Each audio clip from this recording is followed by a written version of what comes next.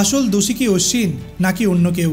ক্রিকেটের কোন নিয়মে 5 রান পেয়ে গেল ইংল্যান্ড? খুচরো রান নেওয়ার জন্য রবিচন্দ্রন অশ্বিন পিচের মাঝখান দিয়ে দৌড়ানোয় ইংল্যান্ডকে পেনাল্টি হিসেবে 5 রান দেওয়া হয়েছে। আপাতভাবে অশ্বিনের দোষ মনে হলেও এই শাস্তি দেওয়া হয়েছে ভারতীয় দলকে। দায় রয়েছে রবীন্দ্র জাদেজারও। ক্রিকেটের নিয়ম মেনে সিদ্ধান্ত নিয়েছেন ভারত ইংল্যান্ড টেস্টের অন্যতম আম্পায়ার জোয়েল উইলসন। বৃহস্পতিবার জাদেজা একবার পিচের মাঝের অংশ দিয়ে দৌড়ে সতর্কিত হয়েছিলেন। সতর্ক করা হয়েছিল আসলে ভারতীয় দলকে। দ্বিতীয়বার এমন হলে শাস্তি পেতে হবে জানিয়ে দেওয়া হয়েছিল। অশ্বিন শুক্রবার একই ভুল করতেই ইংল্যান্ড পেনাল্টি হিসেবে পেয়ে গিয়েছে 5 রান।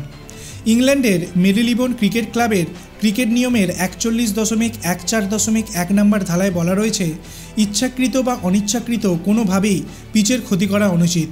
ব্যাটার যদি শট মারার বা খেলার সময় পিচের সুরক্ষিত অংশে প্রবেশ করেন তাহলে তার সঙ্গে সঙ্গে সরে যেতে হবে। আম্পায়ার যদি মনে করেন কোনো ব্যাটার যুক্তিসঙ্গত কারণ ছাড়া সুরক্ষিত অংশে প্রবেশ করছে তবে তা ক্ষতি হিসাবে গণ্য হবে। নিয়মে আরও বলা রয়েছে, প্রথমবার এমন ঘটনা ঘটলে সংশ্লিষ্ট ব্যাটার এবং দলকে সতর্ক করা হবে। প্রথম সতর্কবার্তাতেই চূড়ান্ত হিসাবে ধরা হবে। একই ইনিংসে দ্বিতীয়বার এমন ঘটনা ঘটলে প্রতিপক্ষ দল 5 রান পেনাল্টি হিসাবে পাবে। দলের অন্য কোনো ব্যাটার পিচের সুরক্ষিত অংশে প্রবেশ করলেও শাস্তি পেতে হবে। অনিচ্ছাকৃত বা ভুল করে ঢুকে পড়লেও ছাড় পাওয়া যাবে না।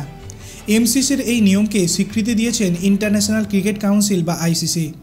ক্রিকেটের এই নিয়মে শাস্তি পেতে হয়েছে রোহিত শর্মার দলকে। জাদেজার পর অশ্বিন দৌড়ে রান নিতে গিয়ে 22 গজের সুরক্ষিত অংশে ঢুকে পড়েছেন, যাতে পিচের ইচ্ছাকৃত বা অনিচ্ছাকৃত ক্ষতি করা হয়েছে। তাই ক্রিকেটের নিয়ম 41.14.1 নম্বর ধারা অনুযায়ী বেন স্টোকসদের দলকে 5 রান দেওয়া হয়েছে। আপনি কি ক্রিকেটের এই নিয়ম সম্পর্কে আগে জানতেন?